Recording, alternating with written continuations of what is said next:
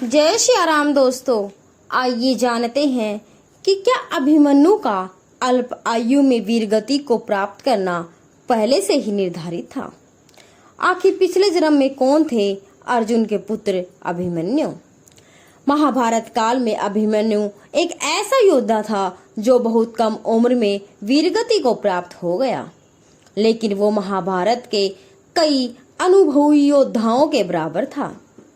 लेकिन क्या अभिमन्यु की अद्भुत वीरता और उनका इतनी कम उम्र में मरना पहले से तय था?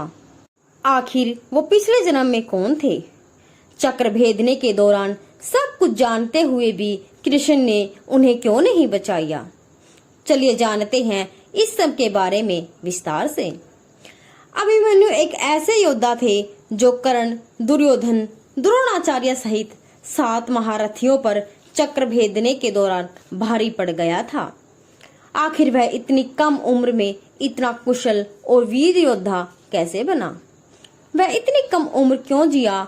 और जब कृष्ण जानते थे कि अभिमन्यु को चक्र तोड़कर बाहर निकलना नहीं आता है, तो उसे बचाने क्यों नहीं गए? इन सब का जवाब आइए एक पौराणिक कथा के माध्यम से जानते हैं। एक कथा प्रचलित है जिसमें यह बताया गया है कि वे पिछले जन्म में क्या थे। तो दोस्तों, कहानी आगे बढ़ने से पहले आपसे निवेदन है कि अगर आपने चैनल को सब्सक्राइब नहीं किया तो चैनल को सब्सक्राइब जरूर करें। एक पौराणिक कथा के अनुसार जब द्वापर युग में धर्म की हानि होने लगी, धर्म और सत्य की रक्षा के लिए भगवान विष्णु पृथ्वी पर कृष्ण के रूप में अवतरित हुए। उनकी सहायता के लिए अन्य देवताओं ने भी पृथ्वी पर जन्म लिया। उन देवताओं में चंद्रमा के पुत्र भी थे, किंतु चंद्रमा अपने पुत्र वृचा को पृथ्वी लोक पर भी नहीं भेजना चाहते थे। देवताओं ने चंद्रमा को बहुत समझाया कि वृचा का जन्म एक महान उद्देश्य की पूर्ति हेतु होना है, लेकिन चंद्रमा तब भी संशय में थे। जब उन पर बहुत दबाव डाला गया तो वह मान गए, लेकिन उन्होंने देवताओं के समक्ष एक शर्त रखी। उन्होंने कहा, मेरा पुत्र पृथ्वी पर बहुत कम अवधि के लिए जन्म लेगा और वह ऐसा वीर बनेगा जिसके जैसा योद्धा पृथ्वी पर कोई नहीं होगा। उसकी वीरता ऐसी होगी कि लोग आश्चर्य से भर जाएंगे। देवताओं ने चंद्रमा की बात मान ली और वृचा का अवतार अभिमन्यु के रूप में हुआ। अर्जुन और सुभद्रा के पुत्र के रूप में जन्मे अभिमन्यु का स्वयं श्री कृष्ण ने मार्गदर्शन किया और उन्हें सारी अस्त्र शस्त्र की विद्या अपने संरक्षण में दी। इसके अलावा अभिमन्यु देवलोक से भी शास्त्रों का ज्ञान लेकर आए थे। अब पृथ्वी पर उनके जैसा योद्धा कोई नहीं था। केवल श्री कृष्ण ही अभिमन्यु का रहस्य जानते थे, और यह भी कि अभिमन्यु की उम्र बहुत अधिक नहीं है। बाद में अभिमन्यु का विवाह उत्तरा से हुआ और उन दोनों के ही पुत्र राजा परीक्षित थे। जब महाभारत में चक्रव्यूह की रचना की गई तो चक्रव्यूह में केवल घुसने का ज्ञान होने के बावजूद अभिमन्यु ने युद्ध में जाने की जिद की। उनकी बात मान भी ली गई। उस वक्त अभिमन्यु महज 16 वर्ष के थे। वे 7 महारथियों को परास्त कर चक्रव्यूह में घुस भी गए, लेकिन उन्हें बाहर निकलने का तरीका मालूम नहीं था। कृष्ण जानते थे कि चंद्रमा से किए वादे के अनुसार अभिमन्यु के जाने का समय हो गया है और उसने अब तक अपनी अद्भुत वीरता का परिचय भी दे दिया है, तो वो सब कुछ जानते हुए भी अभिमन्यु की मदद के लिए नहीं आए। कौरव के 7 महारथियों ने 16 साल के अभिमन्यु को घेर कर निर्ममता से उनकी हत्या कर दी। इस तरह अभिमन्यु वीरगति को प्राप्त हुए, लेकिन उनके वीरता की गाथा आज भी सुप्रसिद्ध है। एक अन्य मान्यता के अनुसार अभिमन्यु की मृत्यु श्री कृष्ण की युद्ध नीति का परिणाम था। महाभारत को धर्म युद्ध समझकर लड़ा जा रहा था, मगर अर्जुन बार बार श्री कृष्ण से युद्ध न करने की बात कहते थे।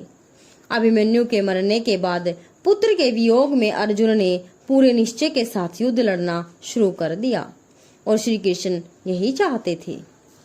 आइए अब इस कथा को विस्तार से महाभारत के गूढ़ रहस्यों और अभिमन्यु के पूर्व जन्म की पौराणिकता के साथ एक मौलिक और विस्तृत कहानी के रूप में जानते हैं। द्वापर युग का समय था। पृथ्वी पर अधर्म और अन्याय का बोलबाला बढ़ता जा रहा था। धर्म की रक्षा के लिए भगवान विष्णु ने श्री कृष्ण के रूप में अवतार लिया।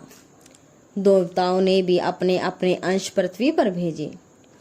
चंद्रमा के पुत्र वृचा भी उन दिव्य आत्माओं में से एक थे जिन्हें पृथ्वी पर जन्म लेना था, किंतु चंद्रमा अपने पुत्र को पृथ्वी पर भेजने के लिए तैयार नहीं थे। वे जानते थे कि पृथ्वी पर जन्म लेना युद्ध और मृत्यु का मार्ग है। देवताओं ने चंद्रमा को समझाया कि वृचा का जन्म एक महान उद्देश्य की पूर्ति के लिए आवश्यक है। बहुत समझाने के बाद चंद्रमा ने शर्त रखी कि उनका पुत्र पृथ्वी पर बहुत कम समय के लिए जन्म लेगा और उसकी वीरता अद्वितीय होगी। देवताओं ने यह शर्त स्वीकार कर ली। इस प्रकार वृचा ने अर्जुन और सुभद्रा के रूप में अभिमन्यु के रूप में जन्म लिया। अभिमन्यु का जन्म एक दिव्य संयोग था। जब सुभद्रा गर्भवती थी तब अर्जुन उन्हें युद्ध की विभिन्न रणनीतियों के बारे में बता रहे थे। श्री कृष्ण भी उस समय उपस्थित थे। अर्जुन ने सुभद्रा को चक्रव्यूह की रचना और उसमें प्रवेश करने की विधि समझाई। अभिमन्यु जो उस समय गर्भ में थे सब सुन रहे थे। जब अर्जुन चक्रव्यूह से बाहर निकलने की विधि बताने लगे तभी सुभद्रा को नींद आ गई और अर्जुन रुक गए।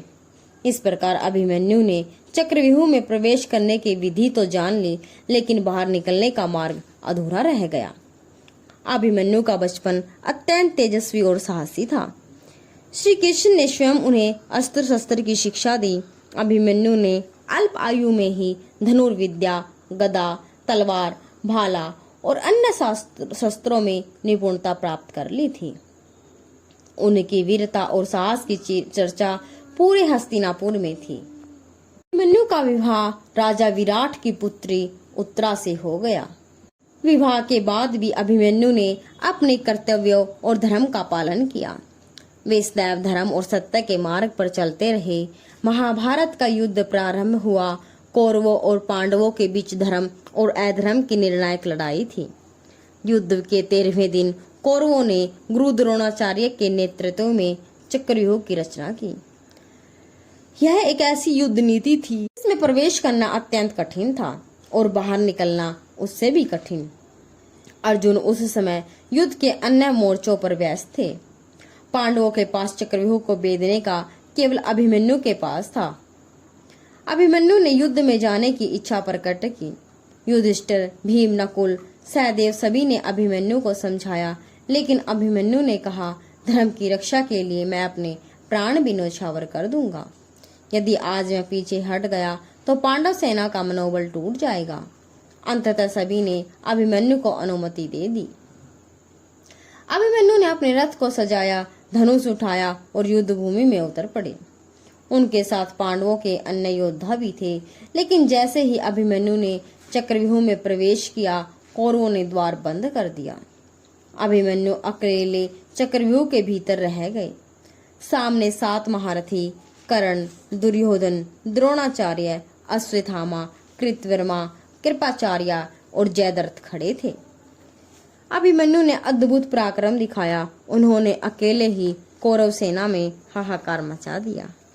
कर्ण, दुर्योधन, द्रोणाचार्य जैसे महारथी भी अभिमन्यु के सामने टिक नहीं पाए। अभिमन्यु ने अपने बाणों से कौरव सेना को छिन्न छिन्न कर दिया। उनकी वीरता देखकर कौरव सेना भयभीत हो गई, लेकिन नियति को कुछ और ही मंजूर था। अभिमन्यु को चक्रव्यूह से बाहर निकलने का मार्ग नहीं पता था। कौरवों ने युद्ध के नियमों का उल्लंघन करते हुए अभिमन्यु पर एक साथ आक्रमण किया। अभिमन्यु ने धनुष को काट दिया गया और रथ को नष्ट कर दिया गया, घोड़े को मार दिया गया। अभिमन्यु ने तलवार उठाई, गदा उठाई, लेकिन अंततः 7 महारथियों ने मिलकर अभिमन्यु को घेर लिया और निर्ममता से उनकी हत्या कर दी। अभिमन्यु वीर गति को प्राप्त हुए। उनकी मृत्यु ने पूरे युद्ध का रुख बदल दिया। श्री कृष्ण सब कुछ जानते थे।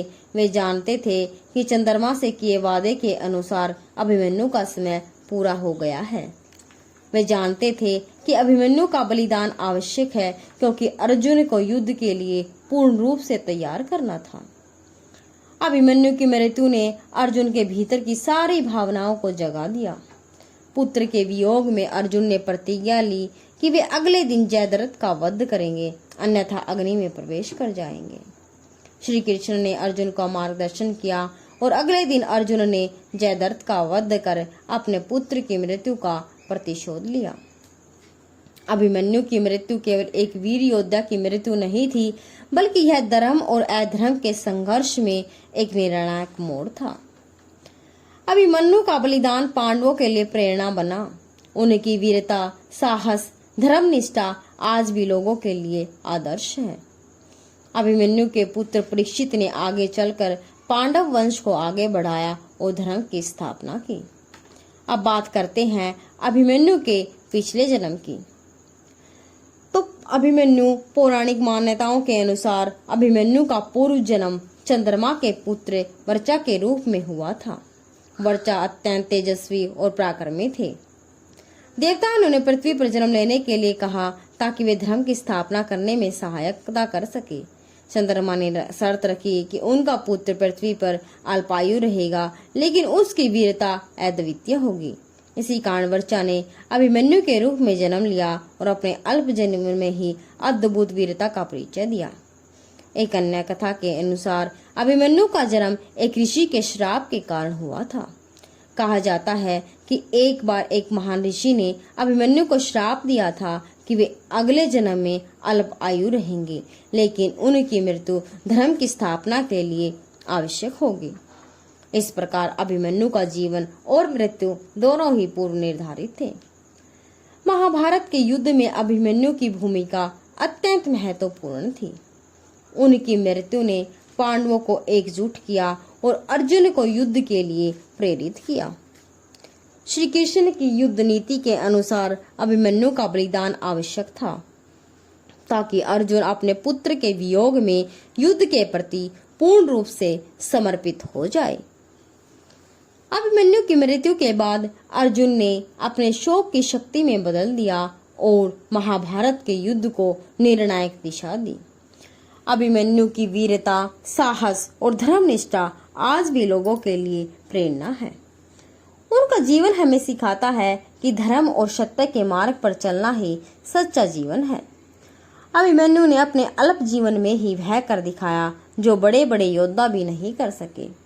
उनकी वीरता की गाथा आज भी अमर है। अभिमन्यु का जीवन और मृत्यु दोनों ही महाभारत के सबसे महत्वपूर्ण अध्यायों में से एक है। उनकी कहानी हमें सिखाती है कि जीवन की लंबाई नहीं बल्कि उसकी गहराई और उद्देश्य महत्वपूर्ण है। अभिमन्यु ने अपने जीवन को धर्म, साहस और वीरता के लिए समर्पित कर दिया। उनका बलिदान महाभारत के युद्ध में निर्णायक सिद्ध हुआ। अंत में अभिमन्यु की कहानी हमें यही सिखाती है कि कभी कभी नियति के आगे किसी का बस नहीं चलता। श्री कृष्ण जैसे सर्वज्ञ भी अभिमन्यु को नहीं बचा सके, क्योंकि यह सब कुछ पहले से ही निर्धारित था। अभिमन्यु का बलिदान धर्म की स्थापना के लिए आवश्यक था।